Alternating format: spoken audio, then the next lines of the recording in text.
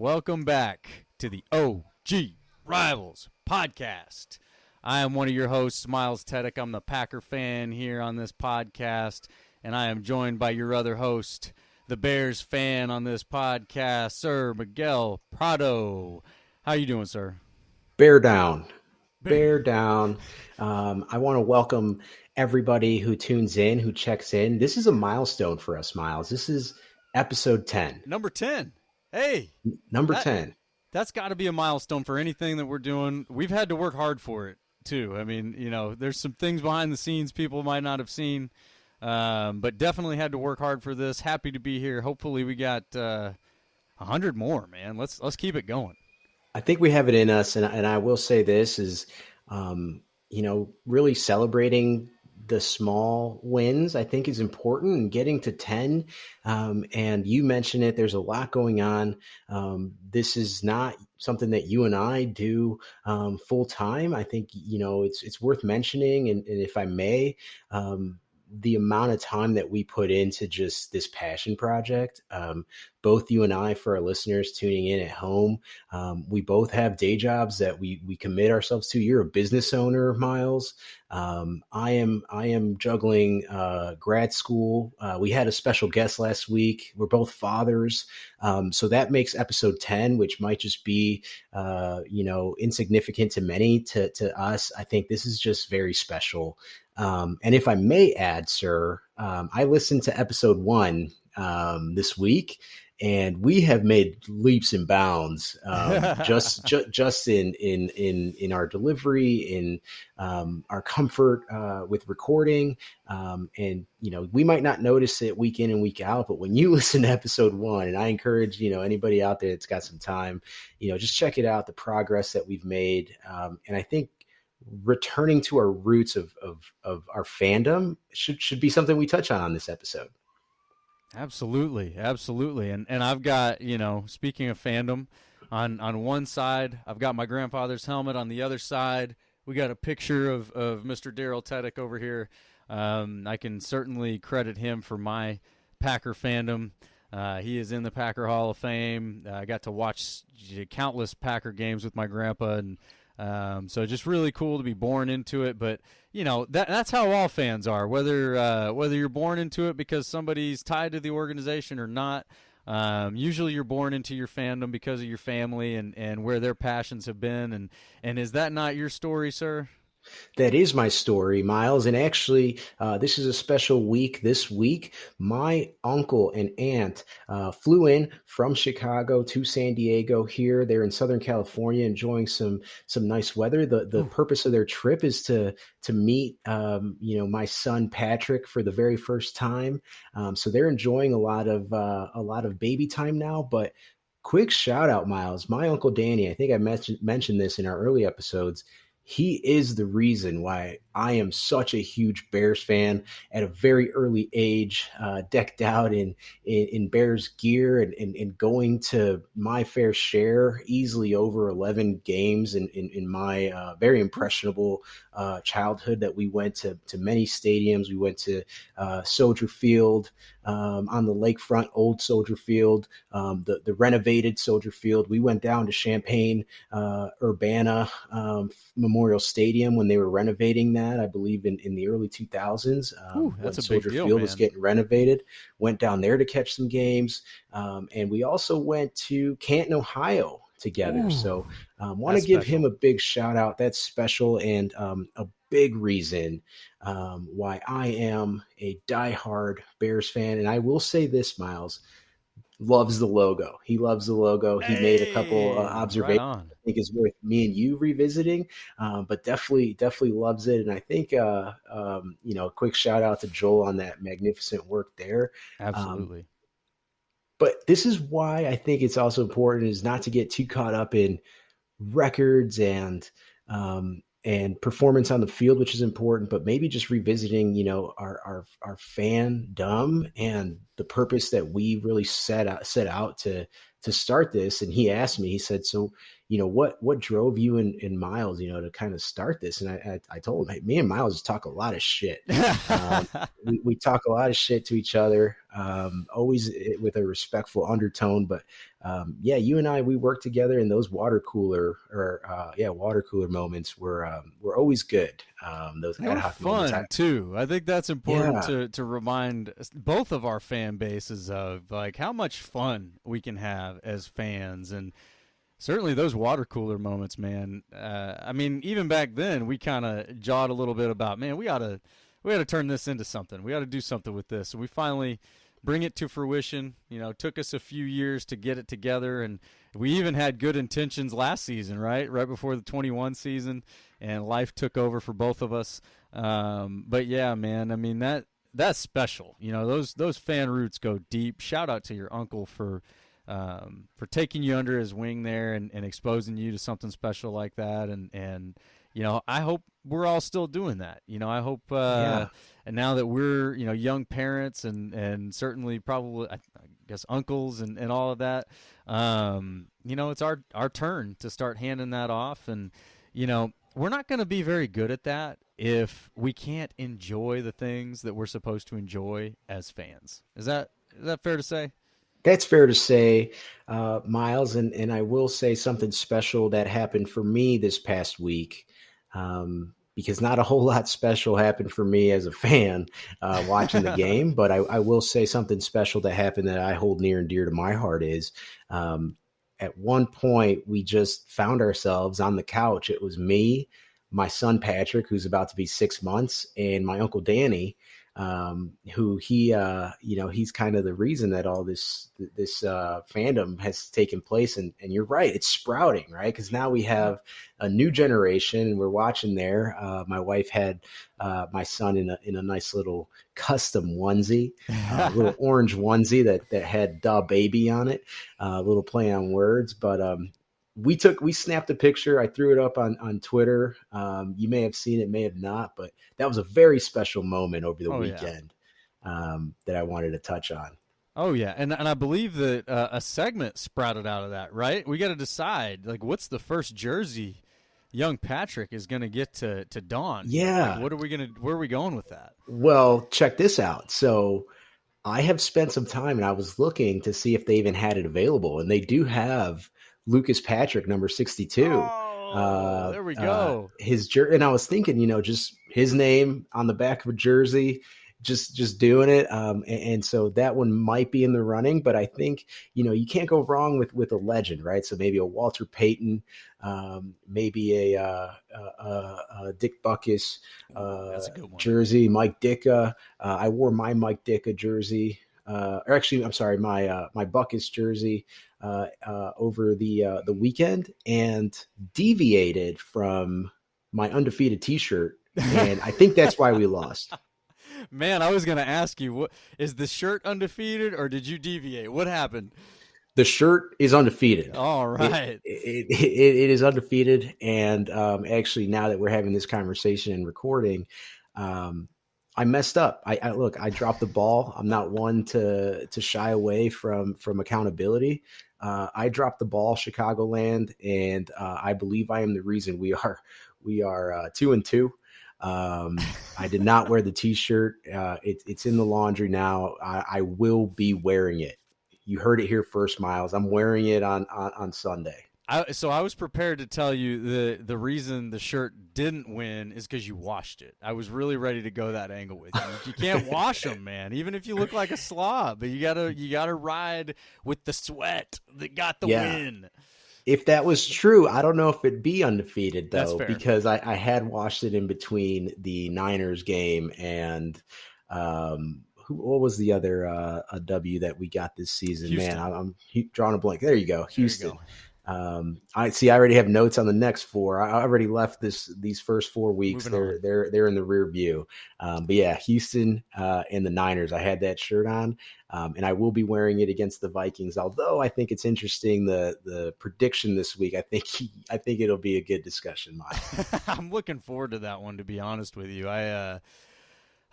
this is the game that, as a Packer fan, I have always historically just hoped for a tie. I just hope that you both lose. But I will say, because of this podcast, because of our friendship, because of, just everything that we got going on, I want to see the Bears win. I hate the Vikings. I absolutely You hate the truly do. Vikings. They are just beyond or below whale poop to me. Like you go down in the Oh, ocean, that's the low. Vikings are down there lower than the whale poop on the bottom of the ocean. That's how low I have them. I hate the Vikings, and Yeah. I would love nothing more than to see the Vikings replace the Lions as the just permanent garbage of the league. Go 0-17 a couple times. All of that. I would love nothing more. I don't want to see that happen with the Bears. I can say I don't want to see the Bears go 0-17 because I do love this rivalry. I love Yeah. what we Well, have, man. I mean, let's call a spade, Miles, right? And when the Bears and Packer games are good, I think that's good for the NFL, It's right? I good for mean, everybody, man. it's good for everybody. And I will say this before we jump, I think it's worth mentioning is you do have a distaste for Minnesota that I would say is above. You hate the Vikings, I think, more than the average Probably. NFC North fan. I think it's safe to say that. Is that correct? Probably, yeah, and Yeah. if there is somebody that wants to go toe to toe with me about how much you hate the Vikings, please jump on. Let's do it. That would be a great segment. Yeah, yeah, it is. It's something that I look forward to. Do you want to jump into anything in particular here before we kick off, or Well, maybe let hey, us know about the T-shirt let's you got on? let's let them know who's at least keeping me busy during my day job, not necessarily paying me yet. Every dollar that goes into this business goes right back into the business. So don't think that you guys are paying for some nice car or nice clothes for me or anything. We are truly here at Life Leaf trying to help you feel better today. So we are making natural remedies for you. We're trying to make superior products that are going to help you feel better almost instantly. But what we're doing, what we got going on right now, is we have all sorts of different cannabinoids that go into these things. Right now, I've got our sleep gummies here in front of us. These are the Sweet Dreams gummies, Texas original. I got to throw that out there because these were the first Sweet Dreams CBD gummies in the state of Texas. There's somebody else that would like to claim that title, and I'm not going to let them do it because they just started selling their Sweet Dreams gummies this month. Nerds. But yeah, so we're mixing all sorts of different cannabinoids. We've got our CBD, we got our CBDA, we got our CBG, our CBN, and a lot more. And we've also got natural vitamins, minerals, even fungi, mushrooms going into these products because we believe in these formulas. We've seen them work. We know they can help you feel better today. So if you're trying to take better care of yourself and your family with natural remedies, check us out at lifeleafremedies.com today. Subscribe and save, and don't pay for shipping because you don't have to, right? Like, don't pay for things you don't have to pay for, guys. We're giving you control of your subscription. If you subscribe, you get your free shipping, you get your 10% off, and then you immediately get your product, and whether you like it or not, you're like, I'm unsubscribing. Go for it. We're not going to talk you out of it.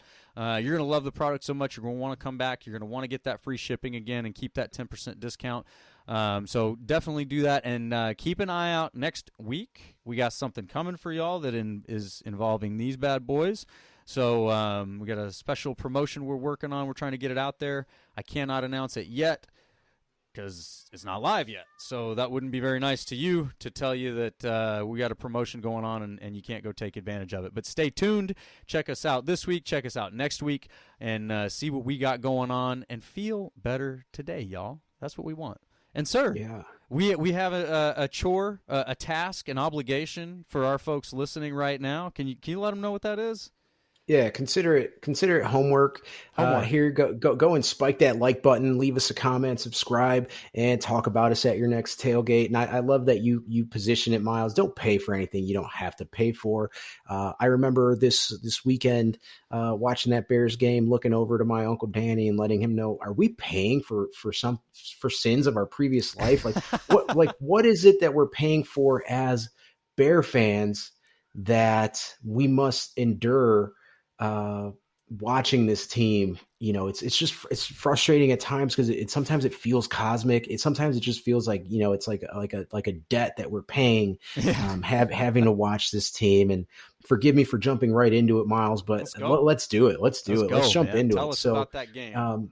it was frustrating to watch because as I was watching the game, I just remember almost at times screaming at the television at Justin Fields in particular, get rid of the ball. Yeah. Get rid of the ball. Just get rid of the ball. And then it's not again until that all 22 comes out when you realize young man's not even at the end of his drop, Yeah. 3-step drop, and he has an interior lineman, and the pressure, Myles, is coming right up the gut. I mean, it's not even edge rushers, so he can't step up into the pocket. He can't settle his feet down. He can't keep his eyes upfield.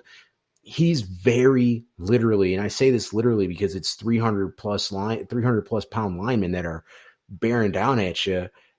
Kid's running for his life, man. So I begin there because almost I want to say there's a faction of Bear fans. I'll say almost all of them, but there's a faction of Bear fans that are done with Justin, and I can't I gotta stop even that. wrap my mind around it. How can you possibly be done with a quarterback that's out there and probably safe to say that he's one of the best athletes on the field at any given moment and running for his life. Yeah. And I think that this is more of me condemning the interior line. I think in particular, I've been very consistent and vocal of my critique on Sam Mustipher, and obviously Ryan Poles drafted a center, and he's on the IR. So he's done. And it's just one of those where it's just circumstances with Lucas Patrick. He's a center. He signed a free agent center. So, if you would have told Ryan Poles in April that Sam Mustipher would start the first 4 games of the season, he'd probably call you crazy. He'd probably call you crazy knowing he just drafted a center and he just signed a center, right? So I think this is one of those where it's like, hey, let's take a deep breath and understand coaching staff is probably doing the best they can with what they have. And it's just not good. It's not good enough. It's call a spade, like I said, it's not good enough. I do think it's worth noting the depth chart has Lucas Patrick slotted at starting center this week. And this is a brand new revelation. There hasn't been a whole lot of press about it. It's just been published. And the reports from practice are from Eberflus in the press conferences. Yes, he has rotated at different positions. If we're looking at the next quarter of this season, you and I broke this season down into quarters here. If we're looking at the next 4 games with Lucas Patrick at center, and he hasn't necessarily blown anybody away at guard, but it's just a significant upgrade over Sam Mustipher. And those were my initial thoughts. I don't want to get long winded. I just want to say, pump the brakes. Let's keep the verdict out on Justin Fields here. And want to revisit, I think, some of the reactions of that, but just want to pause there and give you an opportunity, Myles. Yeah, we definitely have a piece of this reserved for lazy takes. It needs to find its home under that particular category and segment. But I want to give a shout out to Bears Twitter on one thing, man. Y'all are hilarious. I saw somebody must have been getting after Sam Mustipher because he blocked him on Twitter, and he retweeted it, said, "Hey, he can block somebody." Yeah. So I just appreciate the sense of humor that that Bears Twitter is able to have with some of these things. But I mean, listen, you're going through it right now. I mean, this is exactly what you described it as before. This is a team that has a bunch of 1-year contracts on it, a bunch of rookies on it, and anytime you're going through that, there's mistakes, there's shuffling, there's just a whole host of things, which can be good, can be bad, right? So, we've seen the good. You guys, you got to 2-1, so you did some good things. But then there's the bad, where, Justin Fields running for his life, getting out coached is one thing that you guys have seen a little bit or you feel a little bit. But every week something could be different. And I remember some similar times like this as a Packers fan, and one in particular comes to mind when the Packers just couldn't find a running back to save their life. I think it was back in like '05 or '06, and Sam Gatto comes along and just lights the world on fire. And I just remember, in Gatto we trust, man. And shout out to Sam Gatto. That guy got his NFL money, and he went off and got into medical school, and he's, I'm sure, changing lives. But that was one of those things that week to week you just had no idea who it was going to be, whether they were going to be good, whether they were going to be bad. And you just have to kind of endure that for those moments that you get the Sam Gatto, man. When you get that player that you just never saw coming, and all of a sudden they're, lighting it up and playing real football that's fun to watch. It's like, oh, man, now it's fun to be a fan again. So, hopefully with Lucas Patrick shifting into starting center, you see a little bit more continuity there in the interior line. I do recall one of the analysts, it might have been like a Marcus Spears or somebody from ESPN, talking about how, sorry, Trent Dilfer. Let's get this right. I saw Trent Dilfer. He was on a podcast, and he was talking about how everybody needs to lay off of Justin Fields, and he was calling out exactly what you just said. When you are getting double A-gap pressure, that's on each side of the center. For those who aren't familiar with what an A-gap is, you got your center, and the gap on each side of that guy is an A-gap, and you go out, B, C, all that. When you got double A-gap pressure coming at the quarterback, it's an emergency button. It's immediate panic. It's immediate bail on what you're doing, because you have zero time to process what's happening. And so I think that, that's why I feel the way that I do about Justin Fields. I think y'all got to let him mature. You've got to give Mr. Getsy some time to have his hands on him. I will say, your first frustration, man, you might need to prepare to hold on to that one for a while, because I am still yelling at number 12 to get rid of the damn ball sometimes. Yeah. So if Getsy is down there implementing, and not to say that that's where Rodgers got his mentality from. Obviously, he was very, the player that he was before Getsy was his coach. But if he is instilling any of this mentality that Rodgers has of protecting the football, hang on, whatever it is, make good decisions.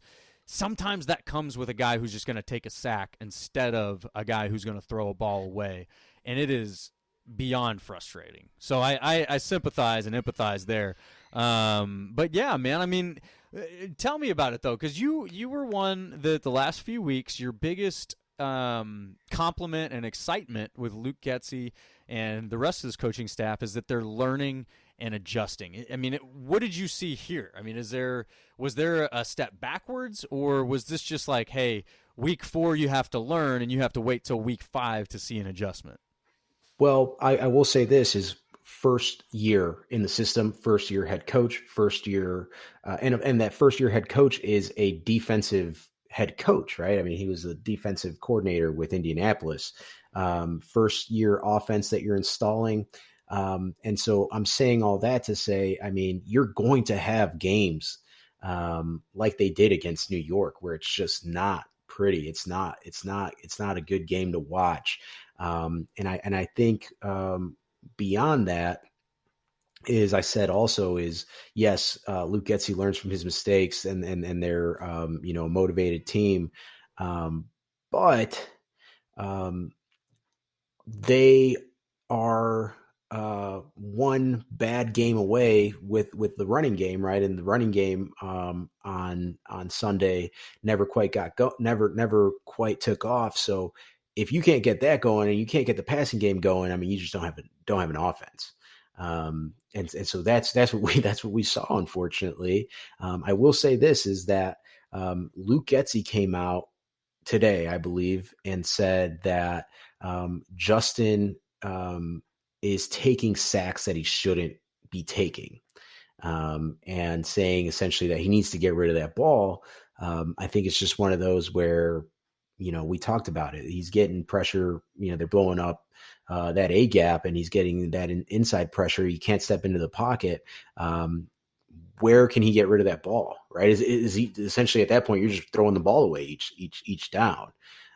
So I think they have some things to iron out. I do think, and again, grain of salt, right? What I would do is I would continue to move the pocket with Justin. I mean, we're seeing just straight drop backs and no true bootlegs. And I know the play action, you know, if you don't have a running game, what kind of play action game can you possibly have? But I just think you have to move the pocket if you don't have that solidified interior line. And hopefully we see that. Hopefully Luke Getsy does make that adjustment. I will say this: Alan Williams, Luke Getsy, Matt Eberflus, all of them got outcoached. All of them got outcoached against New York. Yeah, and you don't want to see that, but you know, at the same time, and we talked about what to expect in this game. If those are the issues you're facing, it's hard to make those in-game adjustments, you know, and sometimes you are just limited by the bodies on the field that you got. You know, I think you got to wait till week 5 to see how they adjust. See, you know, what do you come out with here against the Vikings team where, you know, it's, in my opinion, you're really having to shift your focus from one of the best runners in the league to one of the best receivers in the league, you know, and are they better equipped to do that versus, you know, what they faced against the Giants? Now that's, you know, defense versus offense. I know we're talking a lot about the offense here in Chicago, but, you know, to me, that Vikings defense is, and we all know I don't give them a lot of credit for anything, but to me, that Vikings defense is not one that is striking fear. You know, Zadarius Smith, solid pass rusher, but I haven't heard much from that guy since week 1. You know, obviously he had a pretty big impact on the Packer game. Don't take that away from him, but I haven't heard much about him having an impact since then. So I don't know how much of a pass rush they've been getting. But I would expect that, you know, when you're going in against this next game, and we'll get to it then, you should see something from your coaching staff that shows, hey, we learned from last week. Here's how we're going to adjust into it this week. See what happens, you know, and an adjustment, you might go from getting beat by one thing and adjusting into a thing that you're going to get beat by again. In my opinion, that's okay, right? At least as a fan, you're seeing, hey, these guys adjusted, they tried it, but they adjusted into something that got them beat again. Okay, well, a lot of learning happening at that point. But, you know, I think that's what you really want to see. You want to see a change in week 5. Absolutely. And I would say one of those changes is you mentioned how important gaps are. The Bears defense, especially their front four, just seems to be playing out of position, not necessarily with any sort of gap discipline. And you can see that with containment breaking down and having Daniel Jones on a bootleg just absolutely destroy you. Just absolutely. I think he scored 2 rushing touchdowns on a rollout, a designed quarterback run. Not to discredit Saquon Barkley, who is, you know, primarily why you're concentrating so much on the running back there. But when all eyes are on Saquon, that's how you have Daniel Jones carve you up. I think Saquon put up over 240 rushing yards. Daniel Jones, 2 rushing touchdowns. I mean, that is tough to watch for 4 quarters, seeing that no containment, no gap discipline was ever adjusted throughout the game. You know, is tough to watch. I anticipate that won't be the case this week, right? Obviously you watch a lot of film during the week, but Myles, I mean, you mentioned it. You're not playing the Giants again. You're playing a completely different animal in Justin Jefferson, Dalvin Cook, you know, the crowned, I think a little too early MVP, Kirk Cousins. It's a whole different animal.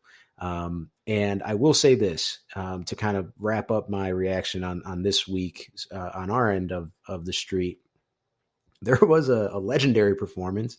Michael Badgley, 4 for 4. He put up all 12 points that the Bears scored. And I have him crowned as a Chicago legend. And we did also exercise some demons on the double doink. I believe it was that early London game.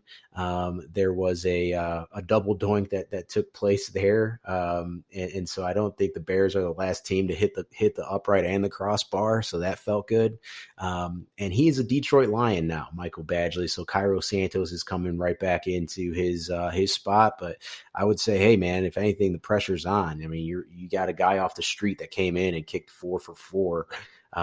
Definitely worked himself into a job. We see that. And just wanted to point out again, those overreactions for me, I am going to pump the brakes and try to stay level-headed. The reason being is, I mean, this is exactly how I thought it would play out. I called it early in the podcast episodes that I had them, drafting somewhere in the top 12, top 10. And, games like that with New York have to happen in order for that to come to fruition. Yeah, no doubt, man. And unfortunately, as a fan, you just have to endure it, And the Packers haven't had as many of those, but there have definitely been some of those seasons where you go 4-12 or whatever it is, you end up with a high draft pick, and we've all seen what happens with that. There's really we'll get around to some of the draft banter whenever we get to that part of the season, but. There's a lot of pressure on that too. You go through it, and I think as fans, because you went through it, you want them to nail that early pick. You want them to solve all your problems in one draft pick, and a lot of times that's just not gonna happen. But yeah, man. I mean, I didn't catch everything. There was a little bit of a breakup there. Are we ready to jump into the Packers breakdown here? Yeah, let's do it. And it was I'll admit I was wrong because I said that New England couldn't march in there and put up more than 10 points, and boy, they must have had your heart racing, huh? Well, that was one thing that last week we talked about the prediction of this game, and you were saying, hey, I think you're giving New England a little too much credit there with your prediction being close. It turns out it was closer than I even thought it should be. And I did say they shouldn't give up more than 10 points, 14 points. But you just never know how these games are going to play out. And the one thing that I will say to everybody who's critical of the Packers in this game against the Patriots is it's never going to be easy to beat Bill Belichick. You guys just need to get rid of that idea. And that's I guess I'll mix this in the your side of the street segment, but Bill Belichick is one of the greatest coaches in the game for a reason, and you can't take that for granted. You can't say, well, God doesn't have very good talent, so he shouldn't be good. That's just not how this game works. And you have to get into the nuances of the game to see those things. One thing that Bill Belichick does better than probably anybody is he continuously adjusts. And so if you come out and you do something and you beat him, you cannot expect to be able to exploit the same thing again. He doesn't let you do that. And the other thing he does really, really well, I mean, better than anybody that you probably see in the game these days, is he takes away your number one weapon. And I said he was going to do that. I did not anticipate him trying to take away Aaron Rodgers as a whole, but that's what he did. He tried to take Aaron Rodgers away, and he was giving up the gashes on the ground. I mean, Aaron Jones was having a heyday. And then for some reason, LaFleur starts calling all these passes, and it's like, dude, take 10 yards a carry. Who cares? Just take it. As long as Bill gives it to you, take it. So my biggest criticism in the game is them trying to overthink themselves and think, well, running the ball is not enough. I'm sorry. What Super Bowl team are you looking at that says running the ball is not good enough? I don't care if Aaron Rodgers is your quarterback. If you're running for 6, 7, 8, 9, 10 yards a carry, you do that mathematically. You get 3 downs to go 10 yards, right? Or 4 downs technically. If you go 6 yards a carry, guess what? 2 carries, you've got a first down.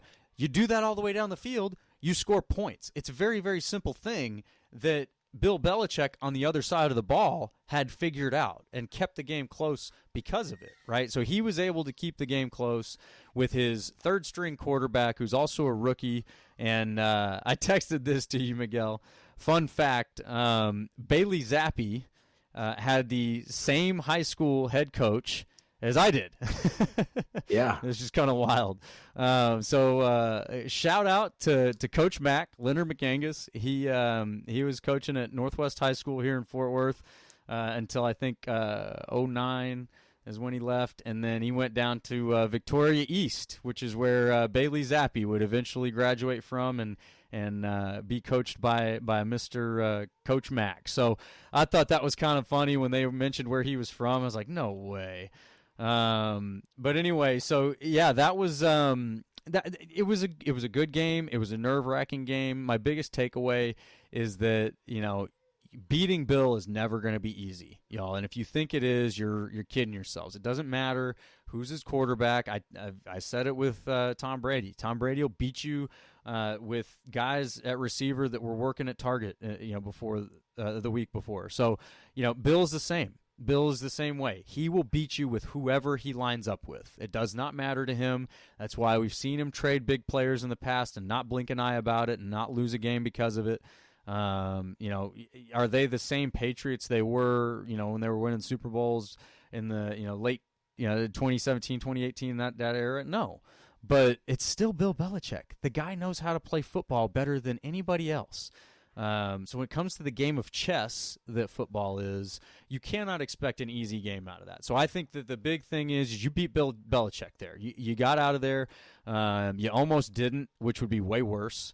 And, there were definitely some highlights, some things like that. But, what are your thoughts about that, man? Am I totally off base there about giving too much credit to Bill? No, I don't think so, Miles. What I would say is, if anything, it was a reminder that it's just any given Sunday. At the end of the day, it's an NFL team, right? You're playing an NFL team. I think that definitely resonated watching that late afternoon game or pieces of it. And I will say this is especially with that Bill Belichick piece of, that chess match is, maybe Matt LaFleur thought that, he was going to adjust for those 10-yard gains and, open up some passing lanes and maybe just outcoached himself, and I think Bill has that effect where he makes you get cerebral and sometimes overthink things. And, and I think sometimes you can just outcoach yourself. I would say is, I'm going to go ahead and manifest this for your future. I see a lot of money in your future, maybe millions, because I think you may have just cracked the analytics of football with 2 6-yard runs and a first down. That to me is just, you need to get Myles a headset, put him on the sideline. Your team's going to get first downs with Myles calling plays. Let's not overcomplicate this, guys. Until somebody stops you and puts you in a third down situation because you couldn't run the ball for a first down, don't stop. And again, hey, I already gave the shout out to Coach Mack. He was one of the first ones who kind of hammered that into our brains in high school. It was like, look, guys, all we got to do is get 4.5 yards a carry or 4 yards a carry. And I'm thinking, yeah, he's right. And obviously that's an oversimplification that eventually somebody stops you. But the point is that they weren't, and so don't stop yourself. That's just foolish. And again, even if you have the back-to-back MVP playing quarterback for you, that guy would tell you that the worst part of his career is when they couldn't find a running back. Like, come on, y'all. This is not a hard equation. That's why I've been so optimistic about this offense in general, because you've got a great decision maker at quarterback. You've got a phenomenal stable of running backs in your backfield. And you've got a good, if not great, offensive line. Even with a good offensive line and the weapons that they've got, and we're about to get into more of these weapons, you can run the ball effectively. And as long as you're doing that, why would you stop? There's just no reason to stop. You can see Bill Belichick on the other side and what he did with his third-string rookie quarterback, keeping them in a game they should not have been in. And that's just that's football. That's why he's such a great coach. But yeah, look, I am more than excited about some of the things we saw in this game. We talk about Bailey Zappi playing quarterback. The reason he was in there is because Rashawn Gary absolutely destroyed Brian Hoyer. I mean, that guy is a beast. And, for all the folks out there in 2019 that didn't understand, never, I love that word, never would understand why Goot would take Rashawn Gary ahead of Brian Burns. Why don't you go look at those two and their pass rush win rates, and then tell me that you'll never understand that decision. If you look at that and you still don't understand the decision, you don't understand the game of football.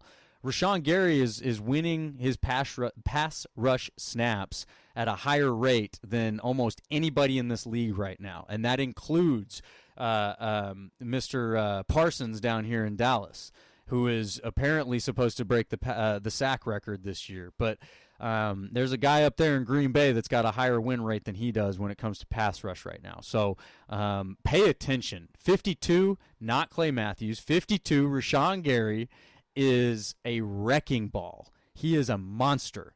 And he effortlessly, it looked like, knocked Brian Hoyer into next week. And look, I don't root for injuries. I sure hope that Hoyer's good and comes back healthy. But the hit was clean. The play was just incredible. I mean, that is what you want from your pass rush end right there. He's striking fear in opposing offenses, and they are going to have to game plan for him. The defense overall definitely, let some things happen. But most of it was in the running game. A lot of people, how are we letting Bailey Zappi do this to us? He completed for less than 100 yards. Yeah, he threw one touchdown on a play that should never have gotten snapped to begin with. So, there's context in there, and it just doesn't deserve an overreaction. The defense overall, I think, played good enough to win. Obviously, they won. You had some flash plays from guys that you wanted to see flash plays from, and they ultimately got the job done. But what I want to go back to is the offensive side of the ball. And, we definitely talk about the receivers on this show enough. One of them that we've talked about more than the other is Romeo Doubs, man. He continues to make plays. He continues to look like a vet. But our other guy, Christian Watson, finally got his Lambeau leap. He got his first touchdown. And I want to call this out right now because you guys are going to see this the rest of the season. The jet sweep motion is one of the most important pieces of that Packers offense right now. And I said this when we talked about the game against the Vikings, where Christian Watson obviously dropped that opening catch that just was had the potential to be a legendary start to a beautiful career. But what I said is everybody in the league saw that young man's athleticism and speed on that play, and it does not matter if he caught that ball or not. Everybody's eyes opened and went, oh, boy.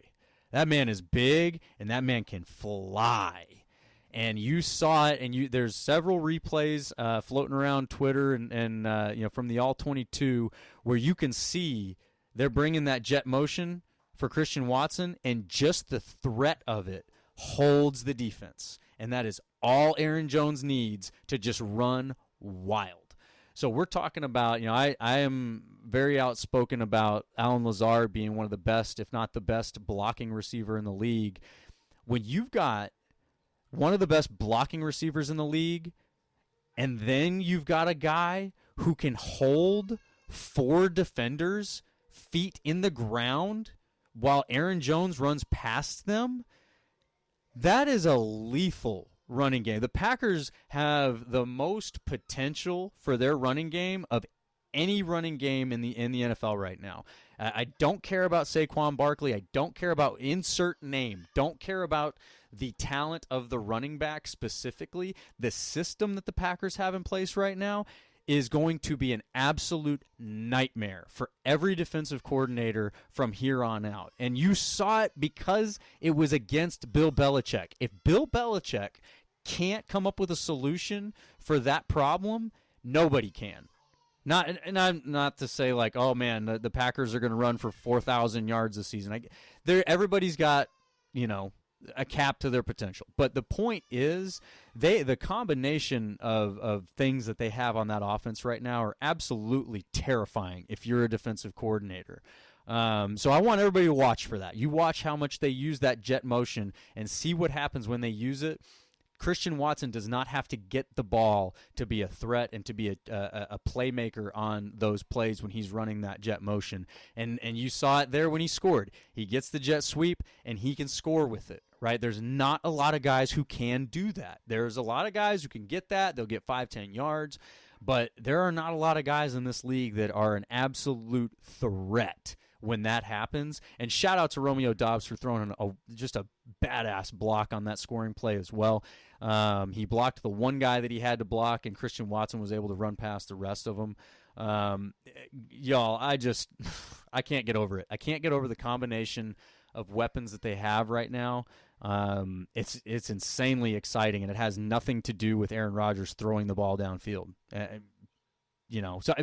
Hey, this is your chance, Miguel. Am I overreacting? Bring me down to earth here, man. Well, I don't want to burst your bubble, but I mean, you did say that this was going to be Christian Watson's top 100 NFL top 100 year. So hopefully that jet sweep threat helps get him there. I'll say this, as I was listening to you, I kind of looked up, how the league's shaking out after 4 games, and I think if anything, this year has had more parity than years past, right? And why I say that, the Chargers, people had them as Super Bowl contenders.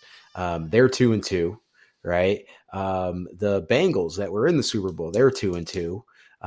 You look across the league, the Patriots 1-3, the NFC East, you got a couple 3-1 teams. You got a surprise there with the Eagles at 4-0. And the Packers 3-1, Bears, everybody had them, at 0-17. They're 2-2, right? So I mean, Buccaneers, Tom Brady's team, they're 2-2. I just think that shakes out to have a very exciting next quarter of football, and I think worth revisiting here in 4 weeks. Yeah, no doubt, man. And parity speaks to both sides, right? I mean, even through 3 games, there was only one 0-3 team, which I think is, I don't have data on it or stats on it, but I think that's rather uncommon. And we can pick on who that was, but they finally got a win. But, yeah, man, there is a lot of parity. There's a lot, I think, that is shifting. There's a lot of new faces, some old faces are leaving, strategies changing. But in a league where there is parity, if you're 3-1 and you're showing really legitimate potential, what else do you want as a fan? We're talking about our fandom here and having fun with this, man. I am having a blast watching some of these things that the Packers are doing. And don't get me wrong, y'all, I get frustrated too. I get really, really frustrated with certain things. When the Packers stop running the ball and they just throw 3 downs in a row and go 3 and out, it's all I can do to not just take my TV off the wall. Because it's not a matter of, they're not doing what I want them to. It's a matter of, like what you said, they're outthinking themselves. This is simple stuff, y'all. Like, just run the ball. Do it. Just run the ball. You've done it well. You have no reason not to. So to see you come away from it is just maddening. But, if they lose the game, it's way more maddening. They didn't lose the game, and that's ultimately, I think, what Packers fans, you guys, we got to enjoy the win. You got to enjoy being 3-1 right now, especially when, before the season, everybody wanted to say, oh, that offense can't do anything without Davante Adams. Freaking Derek Carr, David Carr on NFL, on NFL Network having to argue with Adam Rank, who is one of the worst Bears homers. And Adam Rank was saying, are you sure the Packers are only going to win 6 games? I don't think that's right. And I think he even made the comment, when you got me holding water for the Packers, I don't know, man. I think you're probably wrong. But yeah, everybody that thought that Davante Adams was the end-all be-all to this team, y'all aren't paying attention. Pay attention. If there's anything that I can try to, accomplish with this podcast, is pay attention. The game of football is a 22-man game. You include special teams in that, the we fence as the Packers are calling it now.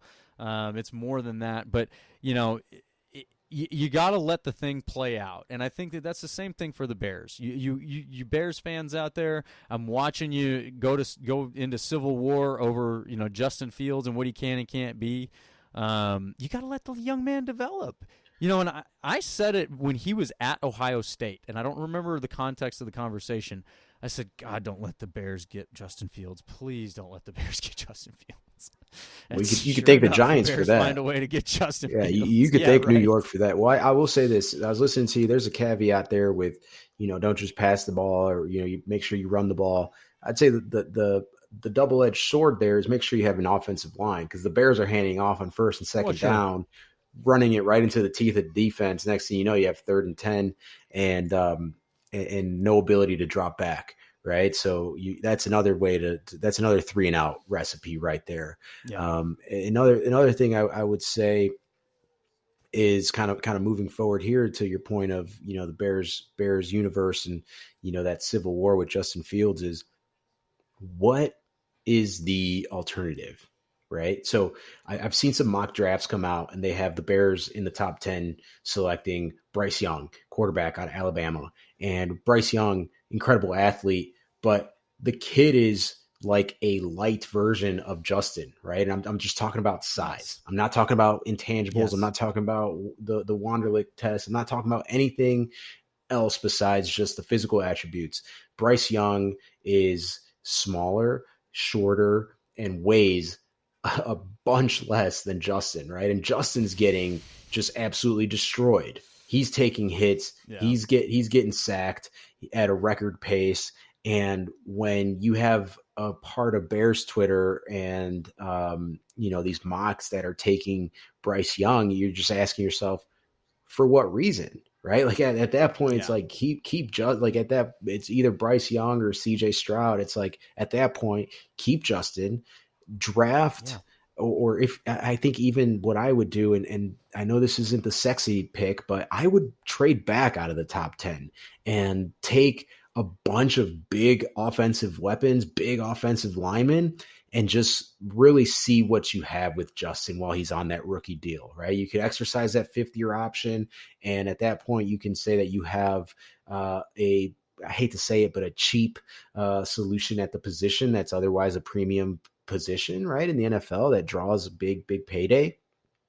I would say use every day, every minute, every hour that you can out of Justin's rookie deal and just build around him. Just build as much as you can, especially when the premier options are the Bryce Youngs and the CJ Strouds of the world, right? Where you're essentially getting the same type of dynamic that you're getting with Justin, who's an athletic quarterback, right? And I think that that's worth highlighting, because if you're writing him off after I think he's had 14, 13 starts in his NFL career, and you're done with him with, I'll say this, Sam Mustipher, Myles, rated as the 36th center in the NFL. Do you know how many teams are in the NFL?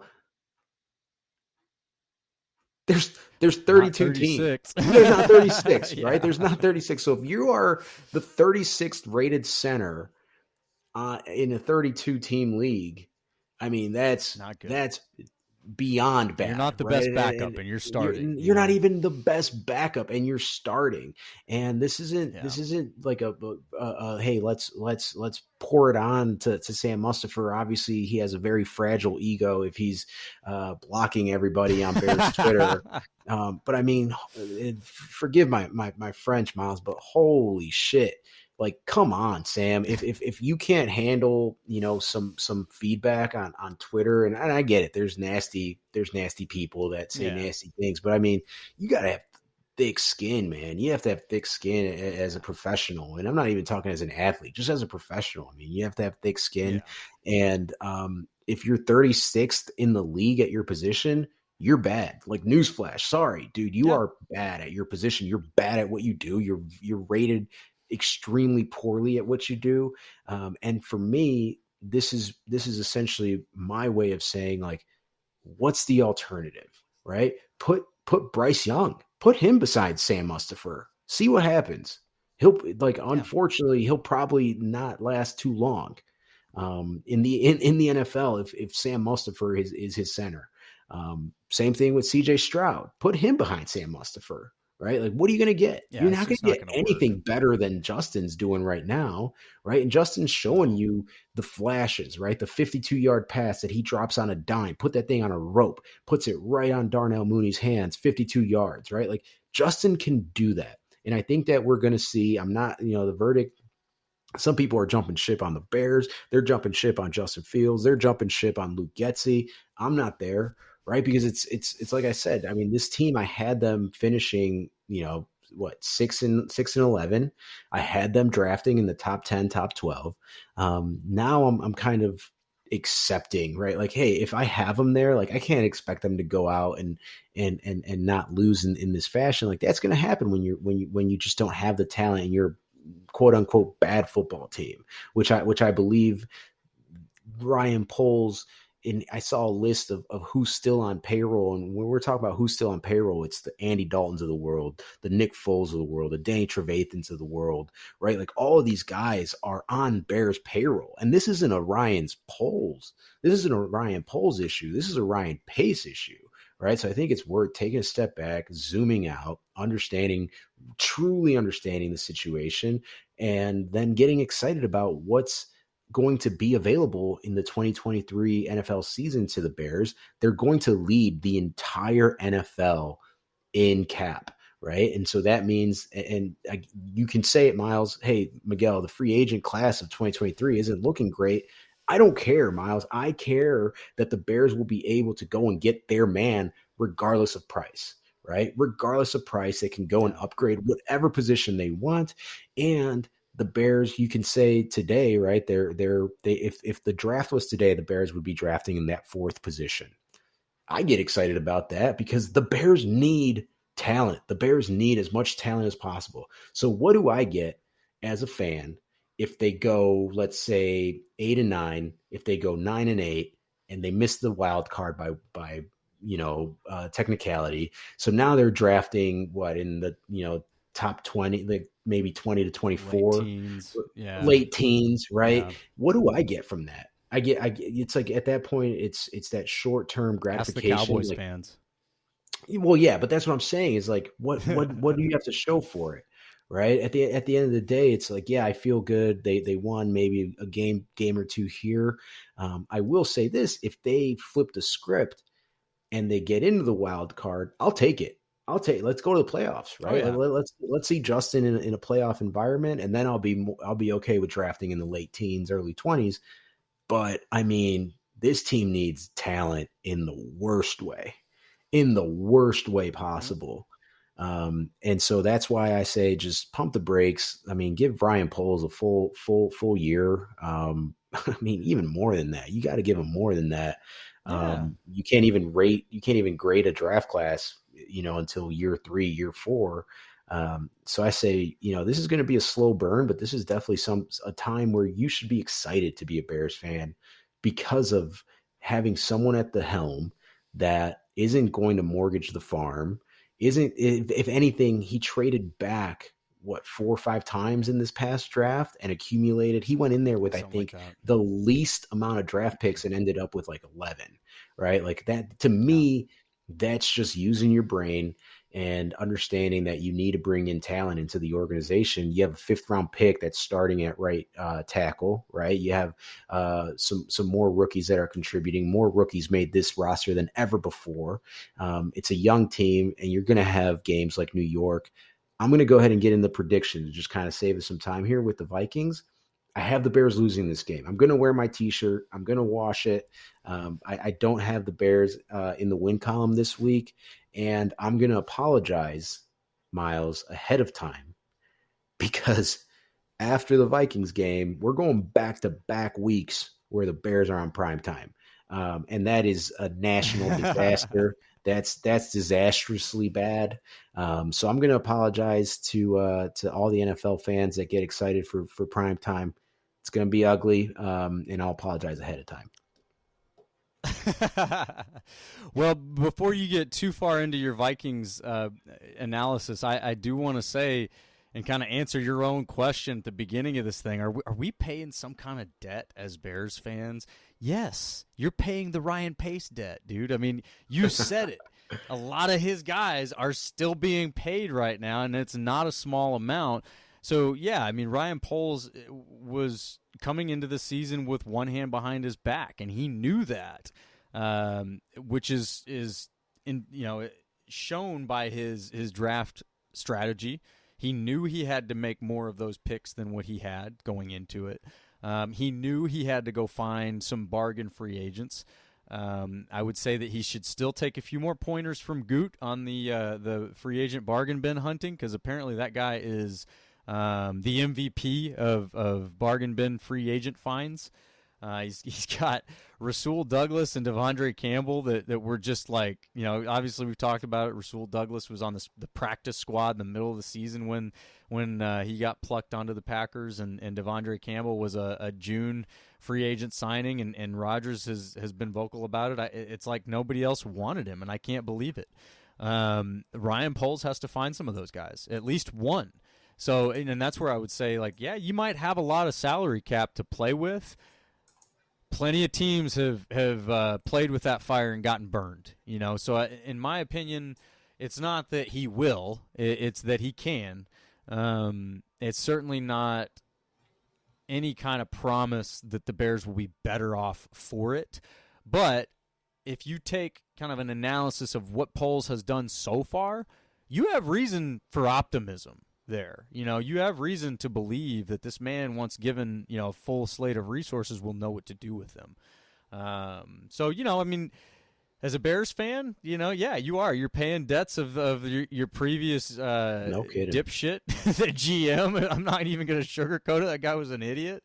When you mortgage the farm for Mitch Trubisky, and then it goes as poorly as it did, it's just like, man, he got benched. Yeah, exactly. Mitch got benched this week. You moved on as fast as you could. He did. Yeah, he did. Yeah, Mitch got benched this week. He wasn't happy about it. Yeah, Slim Pickens, man. You mean Slim Pickett? Slim Pickett, I love it. I love it. And he got picked 3 times either. No, Pickett, exactly. Yeah, Pickett threw some pick-its because they definitely he threw 3 picks. Mitch wasn't happy about it. I will say this: if we're paying for that debt, yeah, I mean it's tough to get through. There's definitely light at the end of the tunnel, and I think that Bear fans are going to experience that of, oh, we have every draft pick next season. Yes. We have cap space. Yes. So that's I huge. Said this with this podcast, Myles, is this team is going to look vastly different next year outside of maybe, a few positions. This team's going to look very different. My prediction for this week is 35-17 Minnesota. I'm telling you, I'm going to wear my t-shirt. So this is me hedging the bet. I'm gonna wear my undefeated tee. I'm gonna put the Bears as underdogs, and I don't have them covering here. 35-17 is my final game prediction, with Minnesota securing that first place in the NFC North. Now, why'd you have to say that? Because they're in first place. Why'd you have to say securing first place in NFC North? Why'd you have to say that? Because they're in first place. They have the tiebreaker against Green Bay because they beat you week 1. That's why I said that. But Myles, you don't have to say it. It's just not relevant yet. You got to give the people what they want, Myles. Give the people what they want. Well, when it comes to this game against the Vikings, it does have potential to get out of hand, but the Vikings also have potential to be the Vikings. I mean, we've seen Kirk Cousins just turn off his ability to do anything and turn into a complete moron. We've also seen that's prime time. That's primetime Kirk, though. We're playing the early noon game, the early afternoon game doesn't with bode well. no national audience. It's gonna be MVP Kirk Cousins, Justin Jefferson, the Bears secondary with Jalen Johnson not practicing all week. It's gonna be tough, but I will say this: Bear fans, do not worry, I am going to wear my undefeated t-shirt. So again, this is just me hedging the bet. Either I'm right and my overall prediction accuracy goes up, or the legend of the t-shirt increases. So I'm hedging the bet, Myles. I Yes. win no matter what. I'm cheering for the fandom here. I'm cheering for the shirt to become legendary. Oh, I'll be miserable No, if we beat the Vikings. I'll be I'll be the worst listen for Viking fans. I'll be unbearable for them next week. But I'm rooting for it. I want it. I just want to lay into him full force, man. I just give me all the material. No, you know what? I'm gonna say this one doesn't get away from the Bears, but I do think that you probably still lose the game. Last week I said, against Saquon Barkley, he gets away from you, and it looked like that's what happened. I didn't get to watch the game, but it looked like Saquon was just a little bit more than that defense could handle. The Vikings have a very balanced offense when they play well, so I don't know that Dalvin Cook just gets all over you for 200 yards. I wouldn't say that. I wouldn't say that you're gonna do what the Packers did and just let Justin Jefferson have a track meet against you. But it definitely has potential to get away from them. I would say that I'm looking for the Bears offense to do more this week and to take more steps and continue to grow and learn. So if I had to make a prediction, I'd probably give you that 35 on the Vikings, but I'd probably give Fields, 24 to 28 points. I think that he's going to, make some improvements. He's going to make some improvements. So I look for that game to be closer than that. With the Vikings, unfortunately, probably taking it from you. But hey, we've got a London game, sir. We got the early game. You said you got the early game. I got the early game. You do, truly. And with that, kind of all bets are off, in my opinion. When you've got to travel like that, and it is both sides doing it, I think that you end up with a less predictable outcome because you just don't know how guys are going to handle their business being over there. There's probably a lot of guys that haven't been to Europe before, might be distracted, things like that. And we're all human. Coaches, players, we're all human. So you just don't know who's going to handle that well and who's going to handle it as a real just solid business trip and get out there and take care of business. The Packers should win.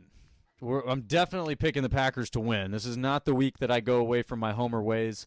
I think that the offense continues to kick butt and take names. I think that Aaron Rodgers will probably play pretty well over there. I think that he'll be well received over there.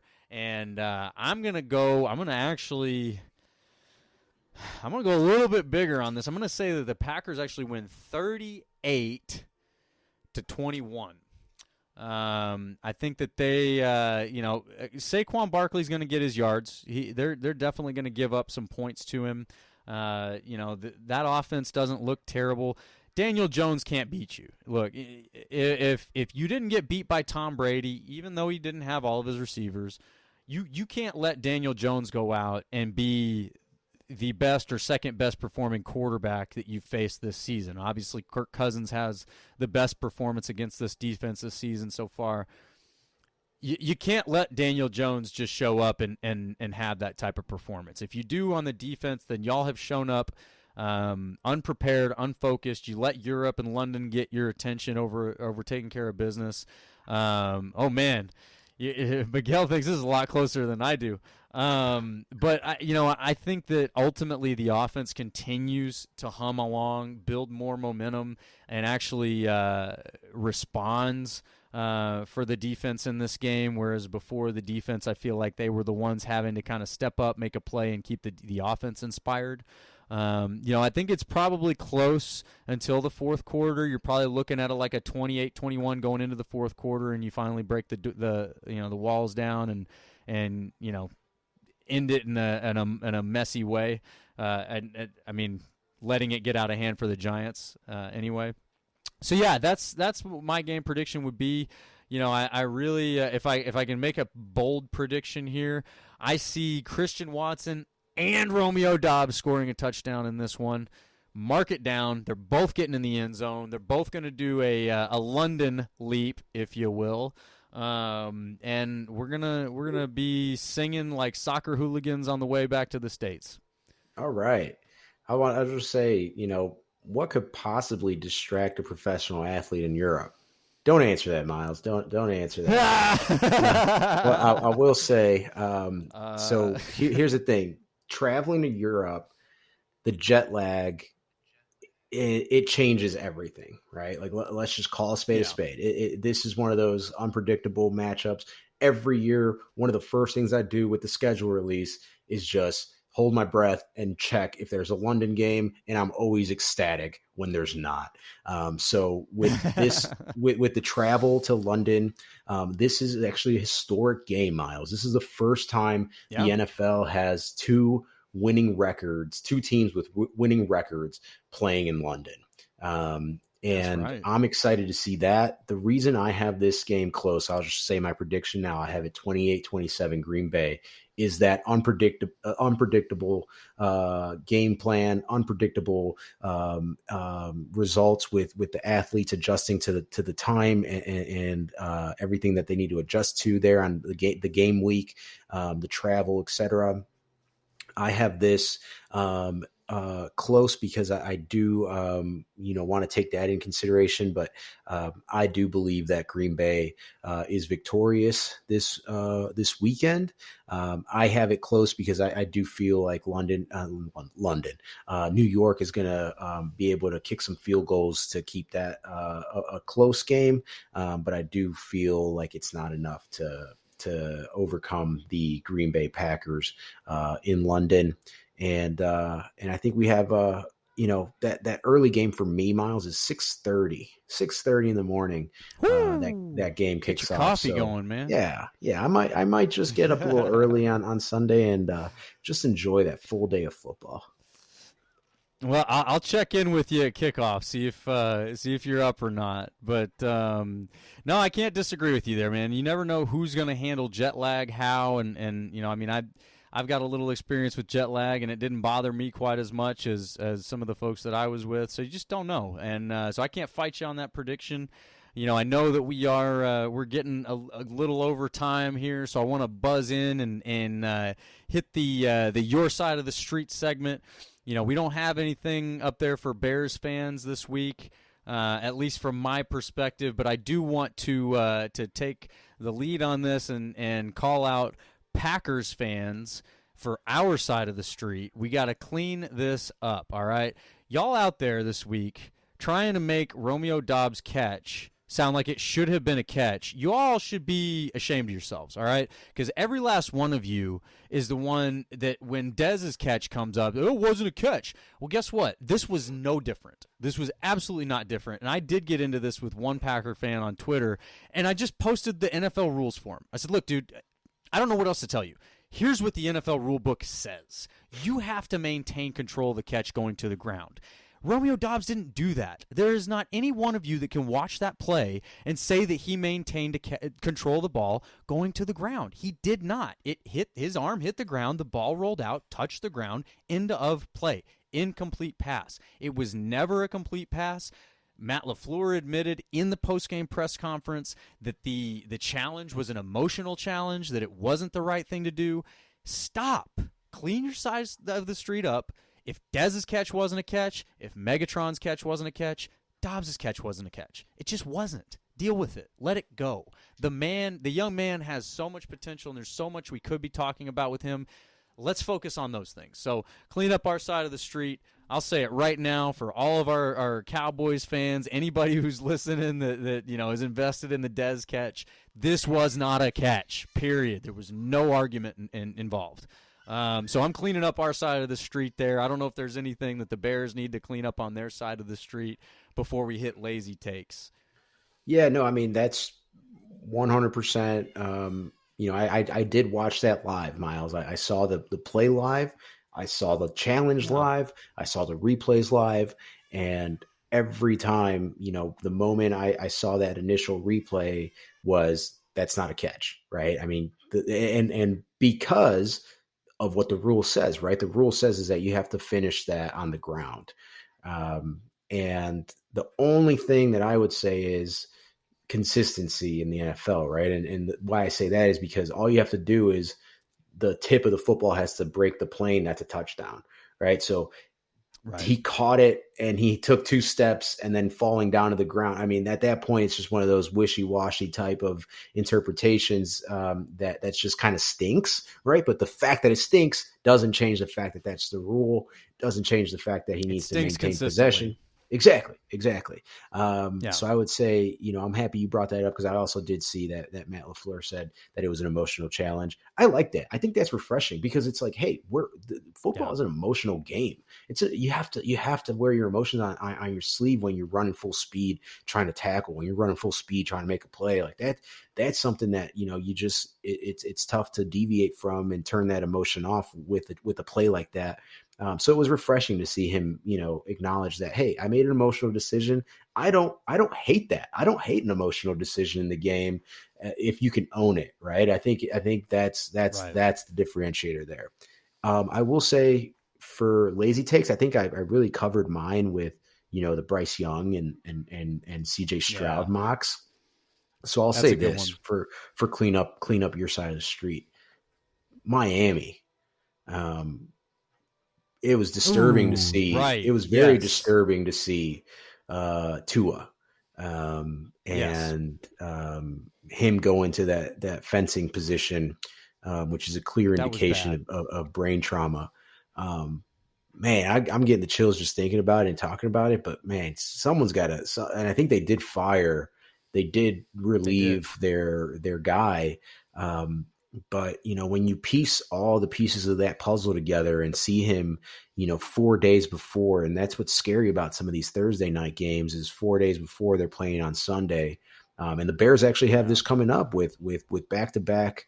They're playing Sunday against the Vikings and then Thursday against the Commanders, I believe. And Oh man, what a uh, game. yeah, I mean, We'll get into that later. for me, I want to say, I don't know if it's the fans. I mean, fans don't necessarily hold the burden here as much as maybe the Miami Dolphins front office, franchise, medical staff, coaching staff. Um, All the Somebody above. dropped the ball very, very badly, and I feel like they very much compromised Tua in that. And I hate to say this, Myles, because the life expectancy of NFL players is already, and this is a bit taboo, but I think it's already lower than the average human, right? Like the life expectancy in general, and situations like Tua's, it's like it's tough to watch that and then imagine that that's not going to impact him long term. You got to protect the Absolutely. players, you got to protect the sport, and that's why I'd say Miami definitely comes to mind with cleaning up their end of the street. Well, and I'm going to build on that and say that the fans and the Miami reporters and journalists, y'all got to clean up your side of the street. I felt like Jon Snow in that scene where he's got the sword and everybody, all the horses and everything are coming at him on Twitter, and I did not expect this. It should not be an unpopular opinion to say that, hey, maybe Tua shouldn't have been playing in that game, but holy crap, I got blown up over that. You're not a doctor. You didn't examine him. I couldn't believe it. And I'm sitting here going, what is wrong with y'all? And I'm glad I saw this too, because there's a clip out there of Mike Tomlin and Ryan Clark on I think it's called Pivot. I don't know if it's a podcast or a show or whatever, but Mike Tomlin is talking to Ryan Clark about a very specific game that he held him out of because of the same thing. Ryan Clark had a head injury. It was a gray area of whether he was ready to go back or not. And Mike Tomlin said, look, I have to protect you, the man. I have a responsibility to you, the man, to make sure that your safety is first and foremost. I have to protect you from you. We've said it. The players are going to want to play. By default, that's their position to say, I'm playing, coach. It's the coach's responsibility to say, look, I get it. I respect it. But I got to watch out for you, the man, the human, the person, and we need to pump the brakes here. You're Miami. You're undefeated going into that game. Like, It's a short week. Sit that man. Let him rest. It doesn't matter if he was cleared or not, in my opinion. If I'm that head coach and I'm looking into that man's eyes and I'm watching that hit that he took and I see him stumble afterwards, oh, well, it was his back. Whatever, man. He got knocked the hell out. And you just human to human should not have been playing in that game. And shout out, hey, Scotty Marr, one of my buddies on Twitter. He said that by the middle of this week this would be forgotten and dropped. Sir, it's Thursday. We're still talking about it. I care about it. We're bringing it up. So you're wrong. Yeah, but, and you know what? We care about Tua, man. I mean, like, we care about these professional athletes that try to master the craft. And I know Tua, verdict's still out, but you're right, man. That hit he took against Buffalo, it was unnecessary. Look, I get it. You're not the neurologist that examined him. You weren't. Okay, that dude got fired, right? So it's like, okay, that argument's out the window. And then they still defended it. They were like, well, just because he got fired doesn't mean anything. I'm like, wait, somebody got fired for not doing their job correctly, but you're telling me that that's not an indication that they didn't do their job correctly? Yeah. Yeah, I definitely agree. That logic. I definitely agree with Mike Tomlin, and it's definitely not shocking to hear that he cares about the man, before the player. Not at all. Love that guy. Mike Tomlin's always been player coach, and what I would say is we have to be better, as fans, we have to be better as a league. When you see a guy's knees buckle and him, like that's not your back, right? And for them to just like write it off as like, oh, his back locked up right there. I mean, I've had moments give his back a break. Exactly. Give him a break and put him before your franchise go against everything with the revenue machine that your franchise is in the NFL. It's like, dude, give the man a break. Let him heal up, because now, they're talking about like, yeah, no, he's good. He was on the plane watching McGruber cracking up after, he got released from the hospital. It's like, are you kidding me? That's not significant here. That's not significant. If anything, it's more alarming. That you have Tua on a plane elevated after that type of injury, watching a screen. Like, I don't know if you've ever had a concussion, Myles. The feedback I've gotten from medical staff is, hey man, like, first of all, you can't go to sleep. Like, you have to like sleep in like very short increments. You have to have somebody watching you, monitoring you. You can't watch screens, right? Like, don't watch, don't hop on and stare at some screens right now, because you need to rest your brain, right? Like your brain is injured, right? Maybe you can't feel it because it's not like a physical injury, like a broken thumb or a broken ankle that you could see, but your brain needs to recover. And when they come out and they're like, no, he's good, he's cracking up at McGruber, I was like, oh my gosh, something's got to give here. No, I've been put in the hospital by a concussion. I've experienced it. Like, it was in high school, right? I got carted off and drove in the ambulance and the whole 9 yards, right? And it's an abundance of precaution, or that's what you do after a concussion because of the lack of tangibility. You can't take an X-ray and go, well, the finger's broken. No, your brain just got rattled, man. Like, you need to just let that chill. And I want to. Who did you play the next week? No, that's what I'm saying, Myles. Man, that's what I'm saying. No, it was not even close to an option. I was saying, like, it wasn't even close to an option to play the next week. It wasn't like, I was in the hospital. Like, they were like, hey, this guy, he probably doesn't need to go home tonight, but my mom takes me home and all that. But anyway, point being, with a concussion, it's not tangible. You can't measure very well the severity of it, just like what is actually happening right then and there. You have to give it time, and there's a reason that they have this concussion protocol.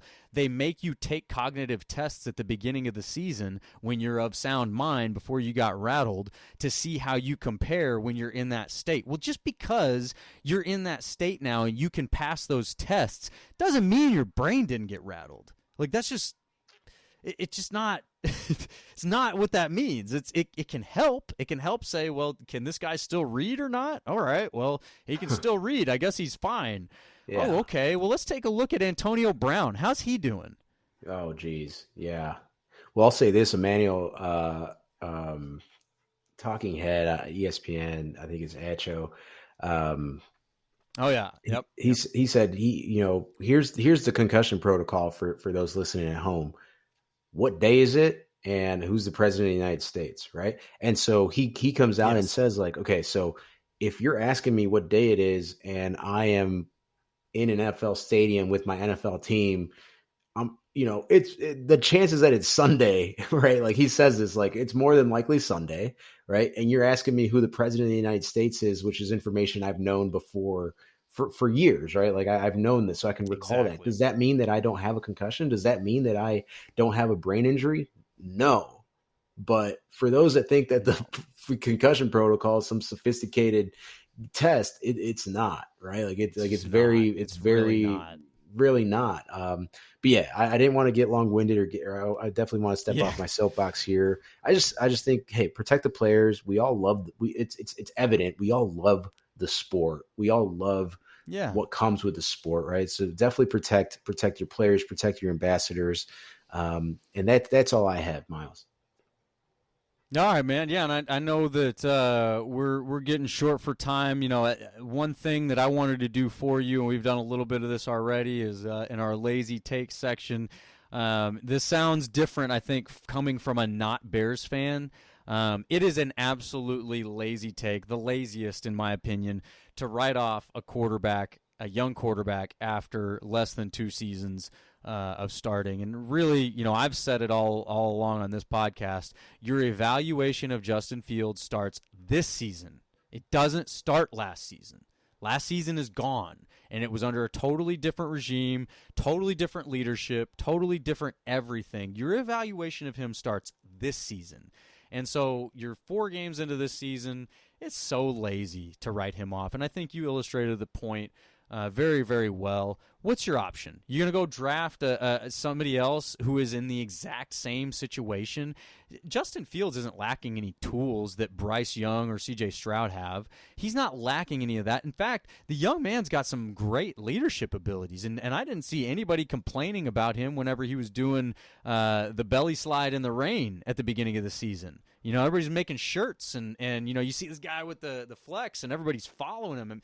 And I said it then. I saw very bright flashes of leadership, man. Like, he's got natural leadership, and he's got the physical tools. We've talked about that. We don't need to go into that. So it's just incredibly lazy to start writing him off at this point in the season. So wanted to cover that on your behalf because, I think at some point just, Bears going at civil war with each other eventually just kind of cancels itself out. But even from a Packers fan, y'all got to stop.